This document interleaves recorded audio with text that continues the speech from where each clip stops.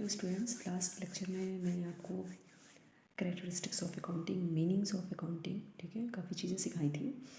अब इस लेक्चर में आपको बताया जाएगा। आई होप कि लास्ट लेक्चर से आपने काफ़ी कुछ सीखा होगा।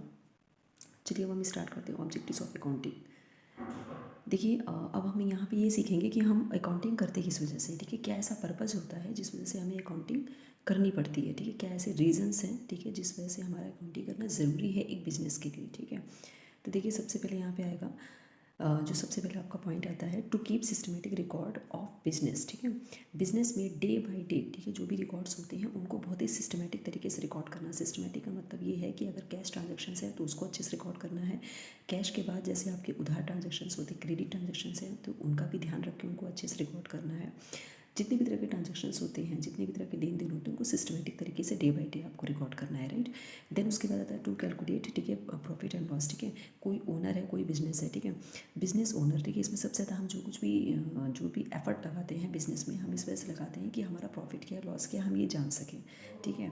प्रॉफिट और लॉस जानने के लिए ही, प्रॉफिट के लिए ही हम कोई बिजनेस जो है फॉर्म करते हैं। तो प्रॉफिट और लॉस एक ओनर के लिए भी जानना जरूरी है कि हमारे बिजनेस का प्रॉफिट क्या रहा, लॉस क्या रहा, ठीक है। नेक्स्ट आता है to know the exact reason leading to net profit और नेट लॉस, ठीक है।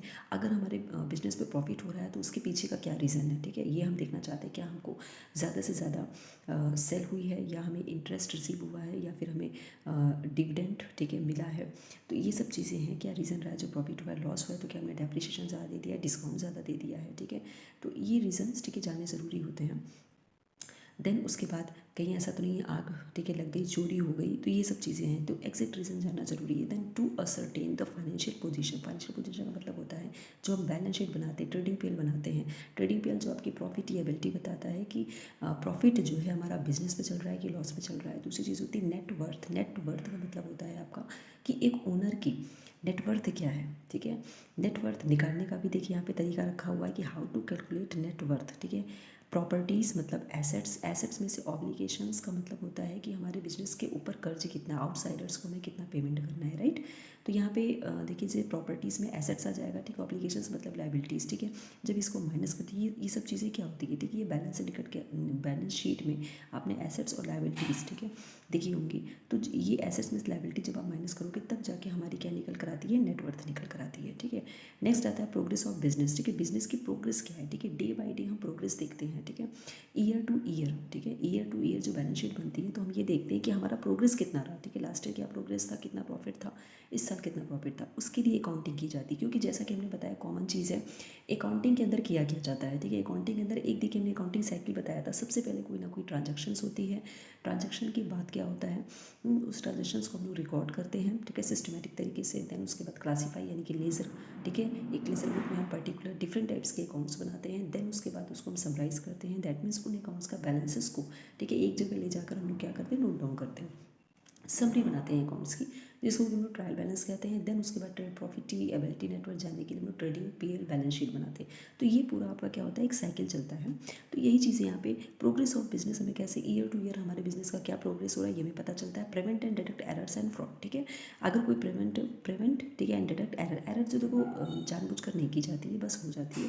फ्रॉड होता है मतलब भूल, ठीक है। फ्रॉड मतलब क्या होता है, भूल मतलब जो भूल आपकी गलती से, ठीक है, मतलब जानबूझकर नहीं की जाती है, तो उसको रोकना, ठीक है।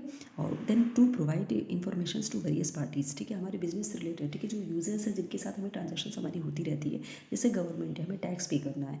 तो अगर जो हमारा फाइनेंशियल जो स्टेटस है, जो बैलेंस शीट है, ठीक है, जो इनकम है, ठीक है, भाई इस तरह से बैलेंस शीट को इस तरह से ट्रेडिंग पीएल, ठीक है, निकाला गया हो, उसमें हमारा जो टैक्स हमें पे करना होता है उसको एडजस्ट करते हुए प्रॉफिट निकाला गया हो, ठीक है, ये चीज़ होता है। देन अच्छा, दूसरी चीज़ क्या होती है कि अगर हम अपना इनकम चार्ट, ठीक है, अगर अपना इनकम का स्टेटस, ठीक है, नहीं दिखाएंगे, ये क्योंकि हमारी इनकम पर ही टैक्स लगाया जाता है, तो अगर हमने इनकम का स्टेटस शो नहीं करेंगे तो गवर्नमेंट कैसे टैक्स लगाएगी, ज़्यादा भी लगा सकती है। बैंकर से हमें बैंक से लोन लेना होता है, ठीक है, तो बैंकर से भी देखते हैं कि हमारा जो प्रॉफिटेबिलिटी क्या है, ठीक है, नेटवर्थ हमारी क्या है, ठीक है, हम पे कर पाएंगे कि नहीं पे कर पाएंगे, ठीक है, ये भी चीज़ हमारी बैंकर्स देखती है। देन उसके बाद इन्वेस्टर्स है, ठीक है, अगर कहीं पे आपको इन्वेस्ट, ठीक है, कहीं इन्वेस्ट करना है तो उसके लिए भी आपकी, ठीक है, नेटवर्थ को देखना, ठीक है, आप खुद भी अपनी कैपेसिटी देखना चाहोगे कि हम कहीं पे इन्वेस्ट करने योग्य हैं कि नहीं है, ठीक है, राइट। अब देखिए नेक्स्ट आते हैं और भी पॉइंट्स हैं, उसको भी सीखिए। देन उसके बाद देखिए यहाँ पे फंक्शंस ऑफ अकाउंटिंग, ठीक है, देखो ऑब्जेक्टिव्स और फंक्शंस, ठीक है, दोनों बिल्कुल, ठीक है, सेम ही होते हैं, ये याद रखिएगा। काफ़ी हद तक। जैसे यहाँ पे देखिए maintaining complete and systematic records, ठीक है, डे बाय डे, ठीक है, जैसे कैश ट्रांजेक्शन है, क्रेडिट ट्रांजेक्शन है, सबको डे बाय डे बहुत सिस्टमेटिक तरीके से, ठीक है, रिकॉर्ड करना है। मतलब इस तरीके से इंट्रीज, ठीक है, की गई हो कि कोई भी बंदा जो बिजनेस रिलेटेड हो या ना हो, ठीक है, इतनी सिंप्लिसिटी की इजी टू अंडरस्टैंड हो। कम्युनिकेटिंग द फाइनेंशियल रिजल्ट्स, ठीक है, टू वेरियस पार्टीज, हमने बताया कि जो इंटरनल यूजर्स हैं, जो एक्सटर्नल यूजर्स हैं, उनके बीच जो हमारा फाइनेंशियल रिजल्ट रहता है, जो ट्रेडिंग पीएल बैलेंस शीट रहता है, ठीक है, तो वो उसको अच्छे से समझ सकें, ठीक है। Then protecting the assets of the business, ठीक है। अच्छा, एक बिजनेस के अंदर, ठीक है, हमारे पास क्या क्या एसेट्स है, जैसे नॉर्मल लाइफ में भी होता है, हमें पता होता है कि हमारे पास ये सेविंग्स है और उससे हमें इस सेविंग से कितने दिन हमें और काम चलाना है, ठीक है, तो उसको हम लोग संभाल के रखते हैं, संभाल कर खर्च करते हैं। तो वैसे बिजनेस के अंदर हमारी एसेट्स है। भाई एसेट्स क्या होता है, ठीक है, जो फ्यूचर बेनिफिट देता है, तो बेनिफिट देने वाली चीज़ों को हम लोग को प्रोटेक्ट करके रखना है, ठीक है, जिससे कि क्या होगा कि हमारा बिजनेस लॉन्ग टाइम तक चल सके, हम बिजनेस को संभाल सकें, ठीक है, अच्छे से ध्यान रख सके ये चीज़ें ना। और हमें ये भी समझ में आना चाहिए कि हमारे पास कितने की एसेट्स है, कितनी इसी एसेट से हमें अपनी लाइबिलिटीज़ को भी एडजस्ट करना है, ये सारी चीज़ें हम समझ सकें। प्रोवाइडिंग असिस्टेंस टू मैनेजमेंट, जो हमारा मैनेजमेंट है, ठीक है, वही पूरा मैनेज कर रहा होता है। जैसे घर के अंदर, ठीक है, हमारी महिलाएं होती है जो मैनेज कर रही होती हैं, ठीक है, हर चीज़ को। वैसे बिजनेस में जो हमारा मैनेजमेंट होता है, जो ओनर है, वो सब मैनेज कर रहा होता है, तो उसको बहुत ही क्लियरली, ठीक है, ये सब चीज़ें पता होनी चाहिए कि हमारे बिजनेस के अंदर कितने की एसेट्स है, कितने की लाइबिलिटीज़ है, क्या स्ट्रॉन्ग पॉइंट है, क्या वीक पॉइंट है, ठीक है ना, जिससे कि हमें अपनी जो पॉलिसीज़ हैं, ठीक है, हम बेटर पॉलिसीज़ को बना सकें, ठीक है। मतलब इस तरीके से अकाउंटिंग की गई हो, जैसे मैंने बताया ना, असिस्टेंस, यानी कि जो हमारे मैनेजमेंट को मदद करे, ठीक है, वो इजीली समझ सके, ठीक है, अब उसको आगे क्या करना है, पॉलिसीज़ आगे बढ़ानी, मतलब कोई अगर ब्रांच है, ठीक है, अगर वो ग्रो नहीं कर रही तो उसको बंद करना है कि क्या करना है, तो बेटर पॉलिसीज़ बना सके कि हमारा बिजनेस जो है ग्रो कर सके। ट्रस्टीशिप का मतलब होता है यकीन करना। जैसे हम किसी डॉक्टर के पास जाते हैं, अगर हमें यकीन ही नहीं होगा उस डॉक्टर पे, तो उसकी दवा भी हम पे काम नहीं करती है, तो सेम वैसे ही होता है ट्रस्टीशिप। वैसे ये शब्द जो होता है वो कंपनीज़ के मामले में आता है, ठीक है। हाँ, एक कंपनी की जो बुक्स होती है वो बोर्ड ऑफ डायरेक्टर्स, ठीक है, उसको तैयार करती है, तो हमें उसकी बुक्स पे सबसे पहले तो यकीन करना है कि जो भी कुछ हमारे मैनेजमेंट ने किया होगा अच्छा किया होगा, और जो बुक्स हैं, जो कंपनी की बैलेंस शीट है, उससे ही हम जो वो रिजल्ट दिखा रही है, अगर पॉजिटिव रिजल्ट दिखा रही है तो दैट मीन्स बहुत अच्छा काम किया, अगर नेगेटिव रिजल्ट है तो अच्छा काम नहीं किया है, ठीक है। कंप्लायंस ऑफ लीगल नीड्स, ठीक है, लीगल नीड्स क्या होता है, जैसे जीएसटी है, ठीक है, इनकम टैक्स है, तो इनके जो अकाउंटिंग होती है उन सब को ध्यान रखते हुए अकाउंट्स तैयार किए जाने चाहिए, ठीक है ना, ये चीज़ें। तो ये चीज़ें हमें, ठीक है, ध्यान रखनी है। तो कुछ ऐसे पॉइंट्स हैं, जैसे फंक्शंस ऑफ अकाउंटिंग है, जैसे ऑब्जेक्टिव्स ऑफ अकाउंटिंग है, बिल्कुल सेम है, तो इसको बस समझना है कि किसी भी एग्जाम में इससे रिलेटेड अगर फंक्शंस पूछ लेता है तो हमें पता होने चाहिए, ठीक है। देन इंपॉर्टेंट चीज़ है difference between book keeping and accounting, ठीक है।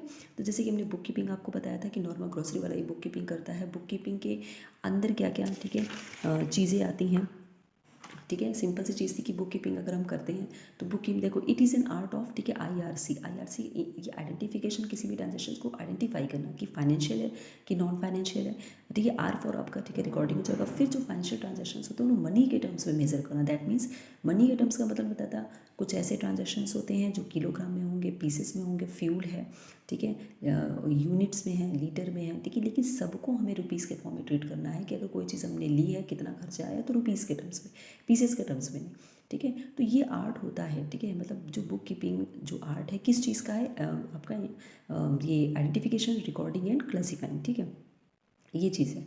ये चीज़ हमें इसके आगे का जो काम होता है, ठीक है, इसके आगे का क्या काम होता है आपका, क्लासीफाई, यानी कि लेज़र बनने के बाद हम लोग ट्रायल बैलेंस से सबराइज करते हैं, ट्रेडिंग पीएल बैलेंस शीट, ठीक है। देन उसके बाद देखो प्राइमरी स्टेज, सबसे पहले अगर हमारे बिजनेस में कोई ट्रांजेक्शन होता है तो हम क्या करते हैं, सबसे पहले हम लोग बुक कीपिंग करते हैं, और जो कौन करता है, ठीक है, अकाउंट क्लियर करता है, उसके लिए बहुत ज़्यादा नॉलेज की भी ज़रूरत नहीं होती है।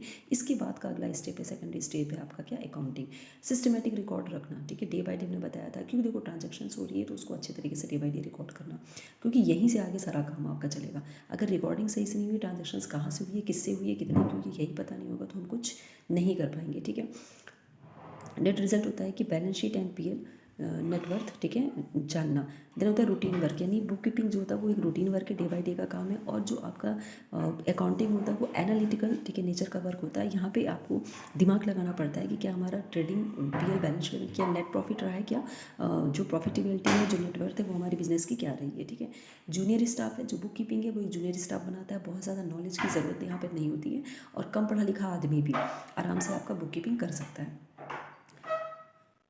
उसके बाद देखिए अकाउंटिंग होता है वो सीनियर स्टाफ बनाता है, ठीक है। सीनियर मतलब हमने बताया कि यहाँ पे आपको नॉलेज की ज़रूरत है कि कैसे आप ट्रेडिंग पीएल बैलेंस शीट आपको बनाना आना चाहिए, ठीक है। अच्छा, दूसरी चीज़ क्या है कि एक अकाउंटेंट, ठीक है, ये जो काम करता है उसको अकाउंट क्लर्क बोलते हैं, ये आपका अकाउंटेंट होता है। देखो एक बुक कीपर के नाम से जाना जाता है ये आपका अकाउंटेंट, और जो अकाउंटेंट होता है वो बुक कीपर का भी काम कर सकता है, लेकिन बुक कीपर कभी अकाउंटेंट का काम नहीं कर सकता है। तो ये चीज़ है यहाँ पे। देन यहाँ पे book keeping no analytical skills, ठीक है। किसी भी हमने बताया सीधा सीधा काम है, बस ट्रांजेक्शन्स हुई और उसको रिकॉर्ड करना है, ठीक है। सिंपल सा अकाउंट, ठीक है। नॉर्मल भी जैसे हम किसी से उधार लेते हैं तो हम लोग उसकी रिकॉर्डिंग करते हैं, ठीक है, सेम वैसे ये है।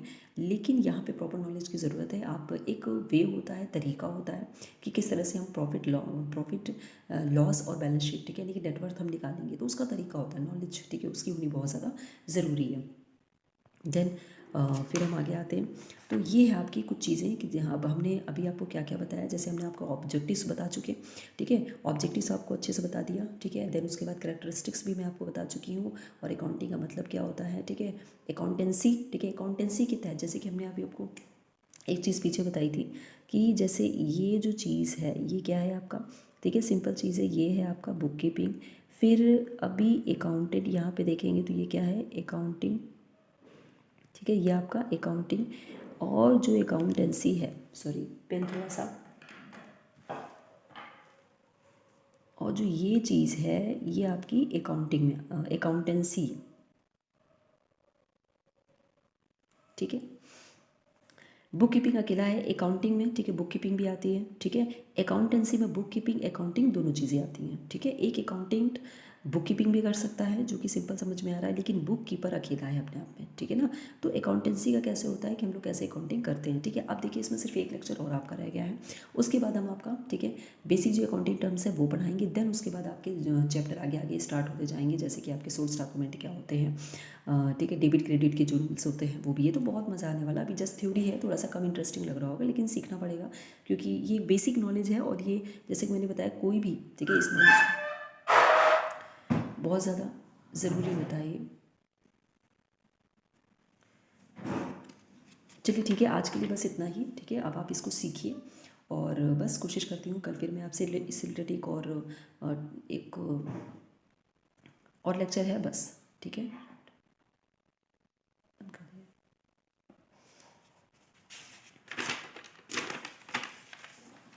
चलिए थैंक यू, आज के लिए बस इतना ही। पढ़िए, सीखिए।